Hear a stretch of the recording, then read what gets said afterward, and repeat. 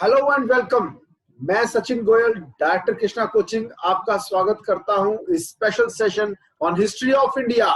और आज का टॉपिक है मुगल्स।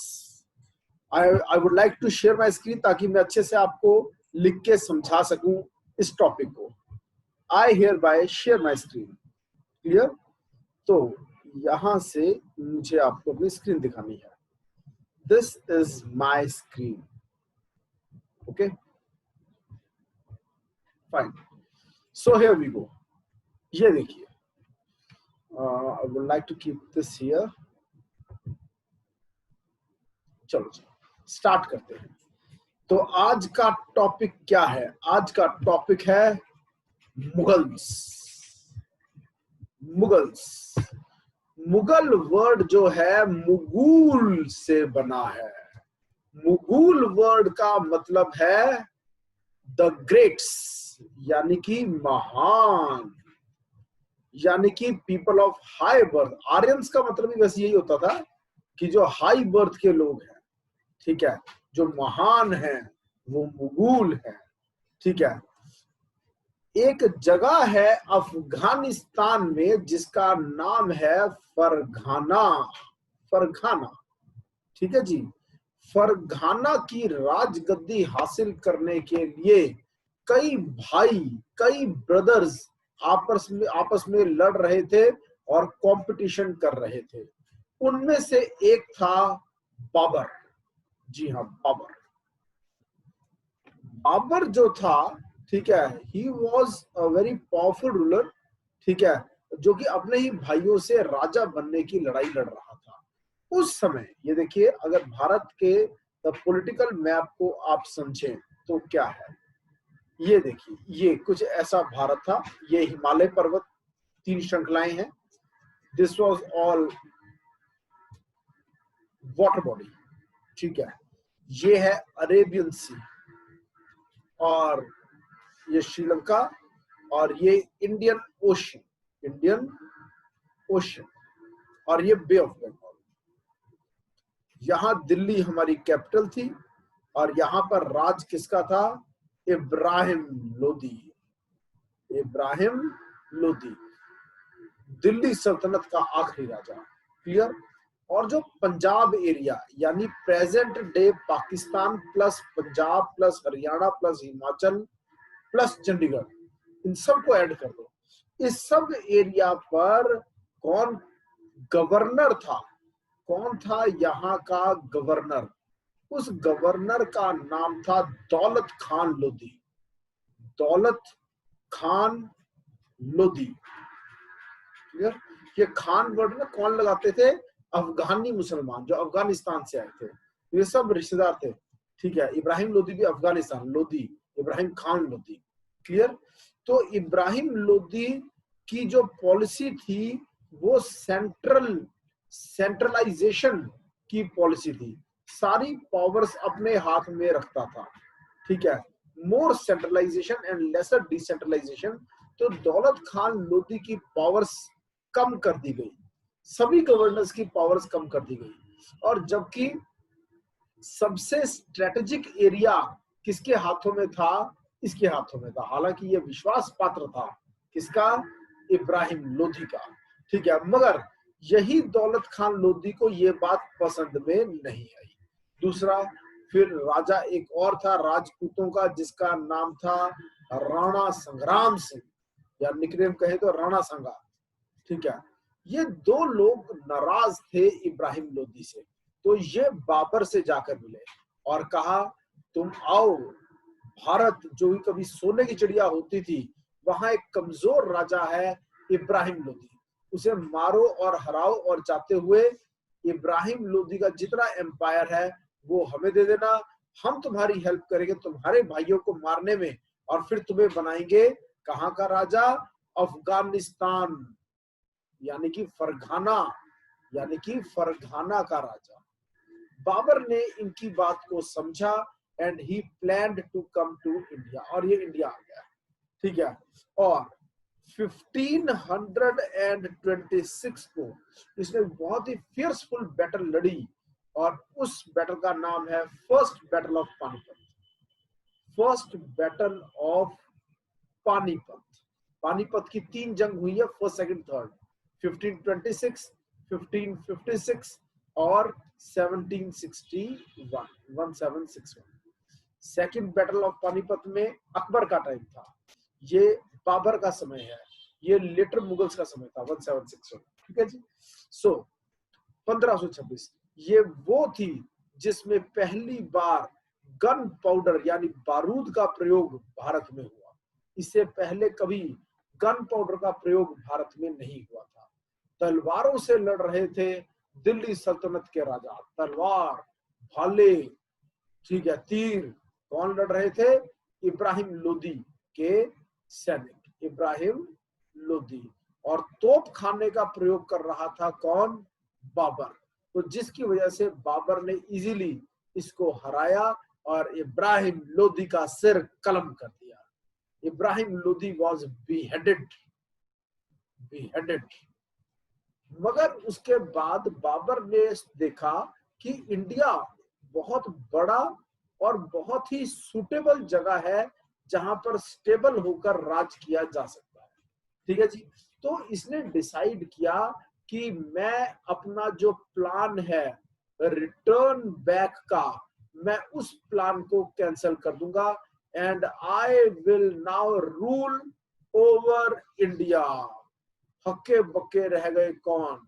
राणा सांगा, जिनका कुछ प्लान था शायद, और दूसरा दौलत खान लोधी, ये हक्के बक्के रह गए। राणा सांगा की फिर लड़ाई भी हुई अब बाबर से, मगर राणा सांगा हार गया, बाबर जीत गया। 1526 में अपना साम्राज्य स्थापित किया बाबर ने। ठीक है। और 4 साल इसने राज किया 1530 तक, 1530 तक। क्लियर? अब हम इसको जरा डिटेल में स्टडी करेंगे। ठीक है जी। तो मैं यहां से एक बार स्टॉप शेयर करता हूं। आई होप आपको समझ में आ गया है। अब कुछ पूछना चाहते हैं तो पूछो। एनी क्वेश्चन जो अभी तक मैंने पढ़ाया उसमें अगर कोई बात नहीं समझ में आई है तो आप सवाल पूछे प्लीज। Any question? कोई सवाल है आपका पूछने वाला? Students, any question? बाबर के बारे में कुछ पूछना चाहते हो? मैं बाबर को detail. Are you sure? Yes sir. चलो हम और आगे चलते हैं। फिर बाबर के बारे में जो हमारी जानकारियां हैं वो बेसिकली हमें कहां से मिलती है? उसकी एक ऑटोबायोग्राफी है जिसका नाम है तुजुके बाबरी। ठीक है, आईने, ठीक है जी। तुजुके बाबरी जो है एक बड़ी अच्छी बुक है और इसमें सारा इसके बारे में लिखा हुआ है। चलो मैं स्क्रीन शेयर करके आपको दिखाता हूँ और फिर समझाता हूँ और अच्छे से आपको समझ में आएगा। Give me 1 minute. ठीक है जी, अभी मैं स्क्रीन शेयर करने जा रहा हूँ। आई hereby share my screen. चलो स्टार्ट करते हैं। तो ये देखिए, आपको आई होप स्क्रीन साफ दिखाई दे रही है। चलो तो आज का टॉपिक एक मिनट। चलो बाबर 1526 से 1530। सबसे पहला बाबर के बारे में एक बड़ी इंटरेस्टिंग बात यह है कि दो बहुत फियर्सफुल, बहुत ही कामयाब, world wide famous invaders, rulers जो है, दोनों का खून इसमें था। और वो कौन थे? वो थे चंगेज खान और तैमूर। ठीक है जी। He was a descendant of both. ये इन दोनों का वंशज था। ठीक है, कैसे था? फादर साइड से he was a descendant of Timur and mother side से he was a descendant of Genghis Khan. Babur को फादर साइड और मदर साइड, ठीक है, कि विरासत में क्या मिला था? फादर साइड से ये तैमूर का वंशज था और मदर साइड से ये चंगेज खान का वंशज था। क्लियर? तो इसमें बहुत ही फियर्सफुल राजा थे ये, क्लियर। और ये किस ट्राइब से था? ये थे चगतई टर्क्स। वर्ड्स क्या है? दे वर चगतई टर्क, यानी ये तुरानी मुसलमान थे। ये कौन से मुसलमान कहे जाएंगे? टर्क्स यानी कि तुरानी, पुराने तुरानी। लेकिन अब ये कहां से आए थे? अफगानिस्तान से, ठीक है। तो एक मिक्स हो गए तुरानी अफगानी, क्लियर। और his family belong to Chagatai section of the Turkish race, इसलिए इसे कहते हैं चगतई टर्क, क्लियर। और इनको बोलते हैं मुगल्स। में बता चुका, मुगल वर्ड कहां से लिया गया है? मुगुल, मुगुल। और मुगुल का मतलब है ग्रेट, महान, क्लियर। और आगे चलते हैं, कहां से आया? फरघाना। फरघाना कहां? अफगानिस्तान। कौन इसको बुलाकर लाया? सबसे मेन तो दौलत खान लोधी। पर कई लोग थे दौलत खान लोधी के सपोर्टर्स थे, जैसे पंजाब का सूबेदार आलम खान लोधी। दौलत खान लोधी और आलम खान लोधी, ठीक है। ये आलम खान लोधी जो था, ये अंकल ऑफ इब्राहिम लोधी था।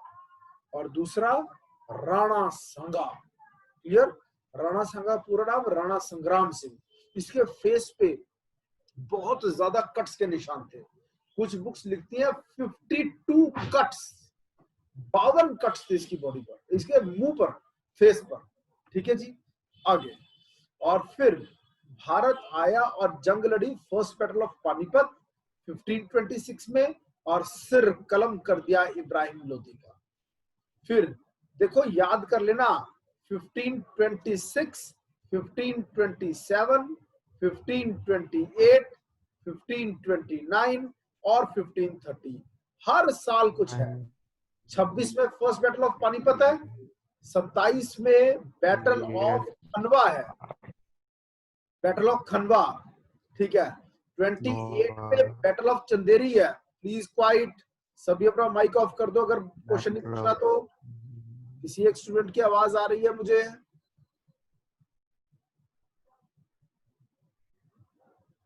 जब कोई क्वेश्चन पूछना हो तब माइक ऑन करें, क्लियर।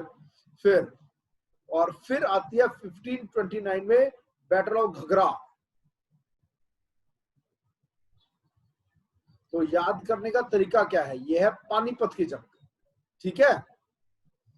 पीकेसीजी, समझ में आया? पीकेसीजी याद रहा? पीके मूवी बड़ी अच्छी थी आमिर खान की, पीके CHAND, चंडीगढ़, ओके।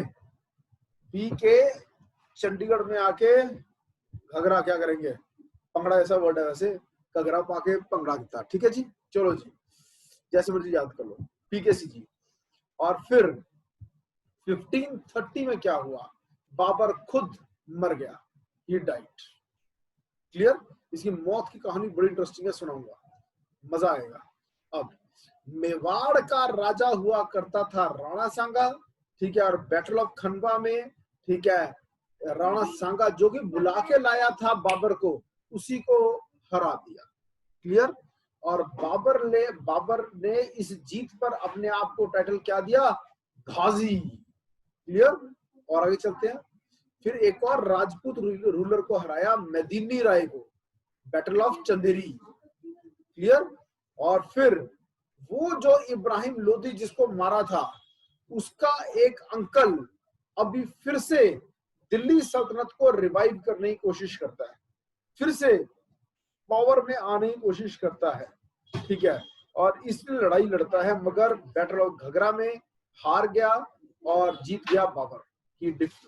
कौन डिफीट हो गया? मोहम्मद लोधी। मोहम्मद लोधी कौन था? Uncle of Ibrahim Lodhi, clear. और आगे चलते हैं अब हम, ठीक है। अब इसके और क्या है क्वेश्चन पेपर में आ सकते हैं?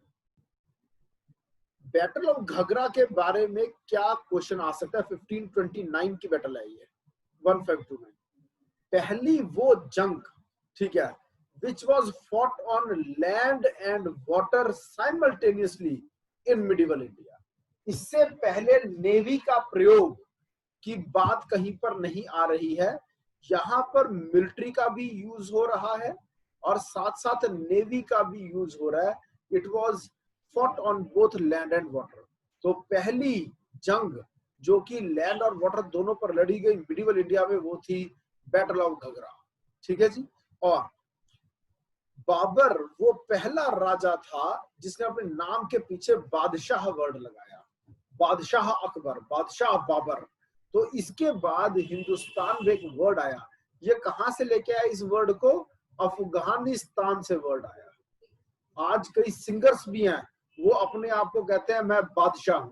तो कौन सा सिंगर है जो अपने आप को बादशाह कहता है? GK question, come on. बादशाह कौन है? किसी को नहीं पता? रैपर। कौन?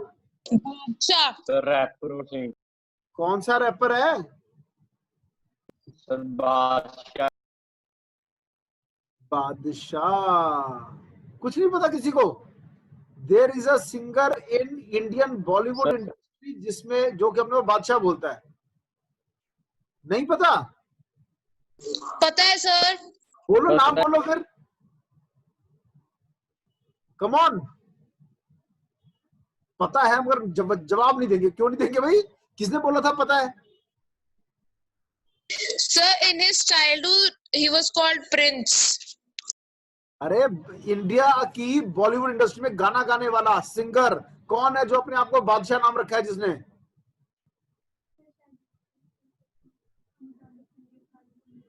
किसी को नहीं पता? बादशाह, अरे हनी सिंह अपने आप को बादशाह बोलता है। समझ में आया? और शाहरुख खान भी अपने आप को बादशाह बोलता है। ठीक है जी। सर लेकिन एक सिंगर का नाम ही बादशाह है ना? हाँ, इस सिंगर का नाम ही बादशाह है। ठीक है, लेकिन बादशाह टाइटल जो है हनी सिंह भी बोलता है कि बादशाह नाम का टाइटल सिंगर भी है। चलो आगे। अब इसने खुद ने अपनी एक किताब लिखी जिसका नाम है तुजुके बाबरी। इस पर बहुत बार क्वेश्चन आता है तुजुके बाबरी पर। समझो तुजुके बाबरी पर क्या क्वेश्चन आता है पेपर में। पहला, ये इसकी ऑटोबायोग्राफी है। एक होती है बायोग्राफी, एक होती है ऑटोबायोग्राफी। ऑटोबायोग्राफी होती है जो बंदा खुद अपनी जीवनी लिखता है। बायोग्राफी क्या होती है? जो कोई और किसकी जीवनी लिखता है। इसी बुक का एक और नाम है बाबरनामा। और ये कौन सी भाषा में इसने ये किताब लिखी थी? टर्किश लैंग्वेज में। मगर फारसी भाषा में, पर्शियन लैंग्वेज में इसको ट्रांसलेट किसने किया? ये किया अब्दुल रहीम खान खानन ने। ठीक है जी। एंड इंग्लिश लैंग्वेज में इसको किसने ट्रांसलेट किया? मैडम बेब्रिज ने। फिर से बोल रहा हूं, एक ही किताब के दो नाम, तुजुके बाबरी और बाबरनामा। ठीक है जी। किस लैंग्वेज में लिखी? टर्किश में। किसने लिखी? बाबर ने। है क्या ये उसकी ऑटोबायोग्राफी? हो गया। अगला क्वेश्चन, फारसी में यानी पर्शियन लैंग्वेज में इसको ट्रांसलेट किसने किया? अब्दुल रहीम खान। किसके टाइम में किया? जब अकबर राजा था उस टाइम पे किया था। और इंग्लिश में किसने किया? मैडम बेब्रिज ने किया। ओके। अब्दुल रहीम खान की कहानी बाद में सुनाऊंगा, बड़ी इंटरेस्टिंग कहानी है। आगे। अब इसकी जो जीत थी, जो बाबर जीता, उसकी वजह से ये बहुत पॉपुलर हो गया। ठीक है। क्यों? Popularization of gun powder and artillery. जिस तरह से इसने गन पाउडर और आर्टिलरी को यूज किया, he became very popular and famous. Then कुशानों के बाद, after the Kushanas, he was the first to have brought Kabul and Kandahar into the Indian Empire. जो कुशानों का राज था उसमें एक बहुत ही महान राजा था, भारतीय हिंदू राजा था, जिसका नाम था कनिष्क। आज भी अफगानिस्तान में इस हिंदू राजा कनिष्क के नाम से एक होटल है। उस होटल का नाम है होटल कनिष्क। ठीक है। अटल बिहारी वाजपेयी जब प्राइम मिनिस्टर ऑफ इंडिया थे, वहां गए और इस होटल में ठहरे और होटल के मालिक से पूछा कि ये वो हिंदू राजा तो नहीं कहीं जिसको हम मानते हैं हिंदुस्तान में? कहता है हाँ जी, ये वही है, ये वही कनिष्क राजा है। इसने भारत पर भी राज किया था और उस समय साथ के साथ अफगानिस्तान पर भी राज किया था। आज भी हम कनिष्क की इज्जत करते हैं, उसकी पूजा करते हैं। समझ में आया? तो he was surprised कि जिन लोगों ने अफगानिस्तान पर पहले राज किया, चाहे वो हिंदू थे उनको आज भी अफगानिस्तानी मुसलमान जो है प्रेज कर रहे हैं, मगर हिंदुस्तानी मुसलमान जो है वो हिंदू राजाओं की प्रेज करना ठीक नहीं समझते, भगवान राम की भी प्रेज करना ठीक नहीं समझते। एक मुसलमान, एक इस्लामिक फेथ का आदमी from Afghanistan, he can name his hotel in the name of a Hindu king who ruled on Afghanistan, but nowhere you will find any Indian Muslim keeping the name of his business, his shop in the name of Ram or Krishna or any other Hindu king. समझ में आया? तो धर्म के नाम पर intolerance होना गलत है। हिंदुओं को मुस्लिम्स को टॉलरेट करना चाहिए और मुस्लिम्स को हिंदुओं को आपसी सदाचार, आपसी प्यार बढ़ाना चाहिए। ये मैसेज दिया था एक स्पीच में, किसने? अटल बिहारी वाजपेयी ने। और आगे चलते हैं। अब मैं मारने वाला हूं बाबर को। आपके सामने है बाबर की मौत। 1530 बाबर की मौत हुई और मजे की बात देखो, जैसे ही मरा इसको दफना दिया गया आराम बाग आगरा में। दफनाने के बाद याद आया ये कहा करता था कि जो मेरी मातृभूमि है काबुल, ठीक है, मेरी इच्छा है कि मुझे काबुल में दफनाया जाए। तो इसकी बॉडी को जमीन में से खुदाई करके फिर से निकाला गया, ठीक है, और इसकी डेड बॉडी को पूरी तरह से ढककर ले जाया गया काबुल और काबुल के आराम बाग में दफनाया गया। देखो आराम बाग वर्ड 2 बार आ रहा है। आगरा का बाग उसका नाम भी आराम बाग और काबुल का बाग उसका नाम भी आराम बाग। तो एट प्रेजेंट बाबर की बॉडी कहां है? वो है काबुल के आराम बाग में। और कुशानों के बाद ये वो राजा था बाबर जिसने काबुल कंधार को भी भारत का हिस्सा बनाया। समझ में आया? और खत्म होती है किसकी कहानी? इसकी, यानी कि बाबर की कहानी। क्लियर? और बाबर के बारे में मुझे देखने दीजिए कोई और पॉइंट अगर मैं आपको बता सकता हूँ। वैसे मेन पॉइंट्स करवा दिए। कोई कुछ क्वेश्चन पूछना चाहता है तो मुझसे पूछ सकता है, अगर कोई बात आपको समझ में नहीं आई है तो। Any question from anywhere. बच्चों को एनोटेशंस करने बड़ा मजा आता है और मैं भी एनोटेशन स्टॉप करना भूल गया। हाँ जी, एनी क्वेश्चन? कोई कुछ क्वेश्चन पूछेगा? कोई पॉइंट जो ना समझ में आया हो? नो। पक्का समझ में आ गया? Yes. बताओ मेदिनी राय को कौन सी जंग में हराया? बताओ फिर, अगर समझ में आ गया जवाब दो। बताओ मेदिनी राय को कौन सी जंग में हराया गया? चलो एक दो बातें और याद आ गई इसके बारे में, बाबर के बारे में बताता हूं। सोचने दो। तुगलुमा और रूमी डिवाइसेस इसने यूज किए थे। लो फिर से चलते हैं व्हाइट बोर्ड पे। इसने यूज किया था क्या? तुगलुमा। ही यूज्ड, इससे लिखता हूं मैं,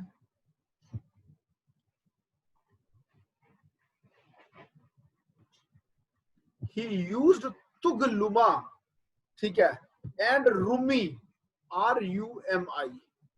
ये दो वारफेयर की प्रैक्टिसेस और टूल्स हैं। जंग में तुगलुमा और रूमी यूज करने वाला ये पहला राजा था इंडिया में, ठीक है, कि ये वारफेयर की टेक्निक्स हैं, ठीक है, जैसे कहते हैं चक्रव्यूह की रचना या ऐसा कुछ। तो these are war tactics first time used in India by Babur. Okay, और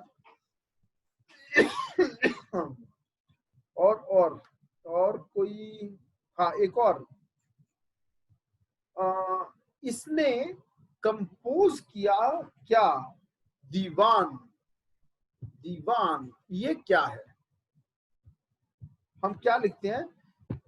जो बाबर था इसने कंपाइल किया, कंपाइलेशन, और इसने क्या कंपाइल किया, ठीक है, he compiled 2 anthologies of poems, 2 anthologies of poems, poems की एक कंपाइलेशन, ठीक है जी। पहली थी दीवान, दीवान is a compilation of poems and it was in Turki language, Turkey वाली भाषा में थी दीवान। और दूसरा मुबाइया, दीवान जैसी एक और भी थी जिसका नाम था मुबाइया, MUBAIYAN, मुबाइया। मुबाइया जो थी ये कौन सी भाषा में थी, ये फारसी भाषा में थी। मुबाइया in Persian language, in Persian language. और ये दोनों ही क्या हैं, कलेक्शन ऑफ पोएम्स, ठीक है। और भी कुछ बातें बताता हूं इसके बारे में। इसने एक और चीज लिखी और वो क्या थी, रिसाल-ए उसाज, रिसाल-ए उसाज, ठीक है। इसको हम पॉपुलरली क्या बोलते हैं, लेटर्स ऑफ बाबर। बाबर की कुछ चिट्ठियां हैं, ठीक है, उसको इकट्ठा कर दो तो क्या बन जाता है, रिसाले उसाज। क्लियर? मुझे लगता है इतना काफी है, हमने बाबर के बारे में काफी कुछ कर लिया, दिस इज सफिशिएंट, ठीक है जी। तो मैं बाबर को लेके इस सेशन को यहाँ पर एंड करता हूं। मैं अगले राजा के बारे में अब आपको बताता हूँ। Clear? Next, let's start, let's end it here. Babur के बाद जो अगला राजा बना वो उसका बेटा राजा बना और उसका नाम था हुमायूं। याद कैसे करना है आपको, ये देखिए जी, बता रहा हूं मैं, स्क्रीन पे ले जाता हूं आपको। So here we go. ये देखो कैसे याद करना है, सारे मुगलों को याद कर कैसे करना है। बाबर बाद हुमायूं, अकबर, जहांगीर, शाह औरंगजेब, शाह औरंगजेब। बाबर बाद हुमायूं, अकबर, जहांगीर, शाह औरंगजेब।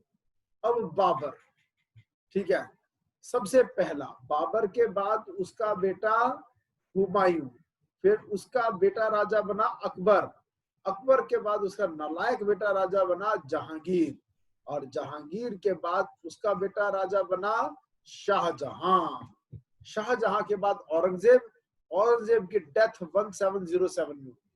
इसके बाद जितने मुगल्स आए हम उन्हें लिखते हैं कि वो लेटर मुगल्स हैं, कमजोर मुगल शासक।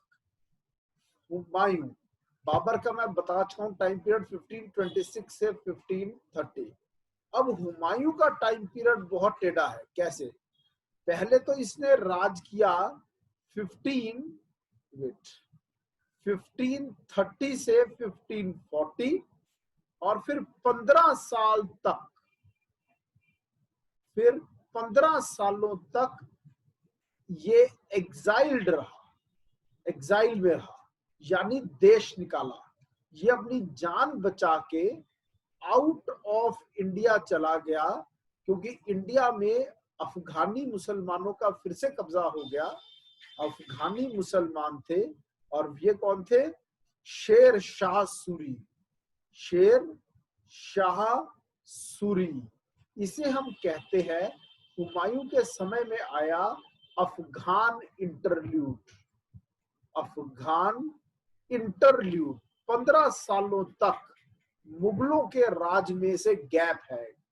15 इयर्स मुगलों का राज 1526 से 1526 से लेकर मुगलों का राज 1857 तक है वैसे तो, और अच्छा रूल जो है वो 1707 तक है। 1526 से 1707 प्रॉपर मुगलों का राज है, और 1707 से 1857 लेटर मुगल्स का राज है। क्लियर? मगर ये जो प्रॉपर मुगलों का राज है 1526 से 1707, इसके अंदर से 15 इयर्स मिसिंग है। और ये 15 इयर्स कौन से हैं? ये हैं 1540 से 1555 और 1555 में 1555 में हुमायूं ने कोशिशें करके और बैराम खान इसके दोस्त की मदद से फिर से हिंदुस्तान की गद्दी हासिल की, मगर एक ही साल राज कर पाया 1555 से 1556। ठीक है, एक साल के बाद लाइब्रेरी की सीढ़ियों से गिर के मर गया हुमायूं। क्लियर? तो हुमायूं का टाइम पीरियड एक बार फिर से बताना चाहूंगा। हुमायूं का टाइम पीरियड क्या रहा, जस्ट वेट, इसको मैं साइड में देता हूं। हुमायूं का जो टाइम पीरियड रहा है वो क्या रहा है, वो रहा है 1530 से 1540 और फिर उसके बाद 1555 से 1556 और ये गैप कितना है, ये 15 इयर्स वो इंडिया से बाहर धक्के खाता रहा। ये इसका एग्जाइल का पीरियड था और यहाँ पर उस समय भारत में क्या हो रहा था, अफगान इंटरल्यूड, यानी कि यहाँ पर राज कौन कर रहा था, शेर शाह सूरी। क्लियर? ओके, और आगे चलते हैं। नेक्स्ट, अब मैं दिखाता हूं आपको इसके नोट्स। ये आ गया आप लोगों के सामने है बादशाह हुमायूं। ठीक है, सबसे पहली सबसे मेन बात, महमंगा, he was the son of महमंगा बेगम एंड बाबर। किसकी संतान था ये, किसकी संतान था, बाबर और महमंगा बेगम।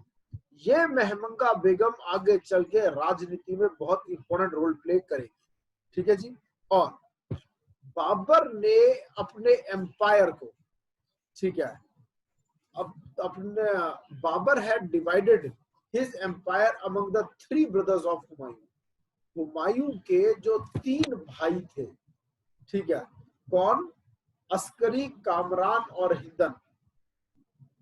अस्करी, कामरान और हिंदन, ये 3 भाई थे। यानी बाबर के कितने बेटे, 4 बेटों में एक तो हो गया हुमायूं और अस्करी, कामरान और हिंदन। क्लियर? तो इसने पूरे भारत के 4 टुकड़े कर दिए और 1/4 यानी 25%, 1/4 एक बेटे को दे दिया, नॉर्थ साउथ ईस्ट वेस्ट। लेकिन सबसे मेन, ठीक है, सारे किसके अंडर रहेंगे, हुमायूं के। ठीक है, तो हुमायूं को कुछ रियल प्रॉब्लम्स फेस करनी पड़ी गद्दी तक पहुंचने के लिए, और मुसीबत के समय में खुद हुमायूं के ही भाइयों ने हुमायूं का साथ नहीं दिया। क्लियर? कैसे? इसका जो पहला कैंपेन था, his first campaign was against Kalinjar. Clear?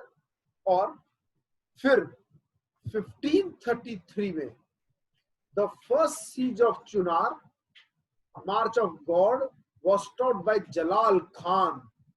ठीक है, जलाल खान, शेर खान, ये शेर खान वही है शेरशाह सूरी। ठीक है, they offered a nominal submission by sending his son Qutub Khan to हुमायूं's court। Clear? यहां से लड़ाइयां शुरू हो गई शेरशाह सूरी से। ठीक है, फिर सेकंड जो अटैक हुआ of Chunar, that was stopped by Jalal Khan, Sher Shah सन। शेरशाह के बेटे ने फिर एक बार रोका किसको, हुमायूं को। ठीक है, Humayun occupied Gaur where Sher Shah had left wine, women and opium to delay Humayun, who named it as Jannatabad। जन्नत, समझ में आया कि शेरशाह सूरी ने वहां पर हुमायूं के लिए क्या छोड़ दिया, वाइन, वुमेन एंड ओपियम, ताकि नशे में पड़ा रहे, शराब में पड़ा रहे और औरतों के शौक में पड़ा रहे हुमायूं। ठीक है, और फिर हुई बैटल ऑफ चौसा 1539। ठीक है, जो किसके बीच में हुई, शेरशाह सूरी और हुमायूं। हुमायूं हार गया। बैटल ऑफ चौसा पहली वो बड़ी जंग थी जो मुगल्स हारे थे अफगानों से। ठीक है, मगर अपनी जान बचाकर भाग गया। एक पानी भरने वाले निजाम ने उसकी जान बचाई। फिर हुई बेलग्राम की लड़ाई, बैटल ऑफ कन्नौज, हुमायूं एक बार फिर हार गया और यहाँ शेरशाह सूरी जीत गया और हुमायूं को अपनी जान बचाकर भागना पड़ा और फिर 15 साल इंडिया से बाहर एग्जाइल में रहा, देश निकाले में रहा। ठीक है। He wandered in Sindh during the reign of Shah Hussain Arghuna। ठीक है जी, सिंध में रहा और फिर वहां से ये ईरान की कोर्ट पर्शिया पहुंचा। क्लियर। 1555 में ये फिर वापस आया। ठीक है। तब तक शेरशाह सूरी का रूल खत्म हो गया था और उसका बेटा इस्लाम शाह जो कि 1553 तक जिसे राज किया वो भी मर चुका था और मोहम्मद आदिल शाह जो कि एक मजे करने वाला राजा था। ठीक है। जिसने अपना सारा एम्पायर हेमचंद्र यानी हेमू नाम के अपने मिनिस्टर को दे रखा था। ठीक है। वो गद्दी पर बैठा था और फिर हेमू से जंग हुई। समझ में आया। और बैराम खान सबसे फेथफुल एम्प्लॉई ऑफ हुमायूं, इसके ये बहुत ही फेथफुल ऑफिसर था जिसने मदद की अपने राजा हुमायूं की और बैराम खान की मदद से दोबारा अपने किंगडम को जीतने में कामयाब हुआ हुमायूं। ठीक है। मुगल्स ने लाहौर जीत लिया। ठीक है।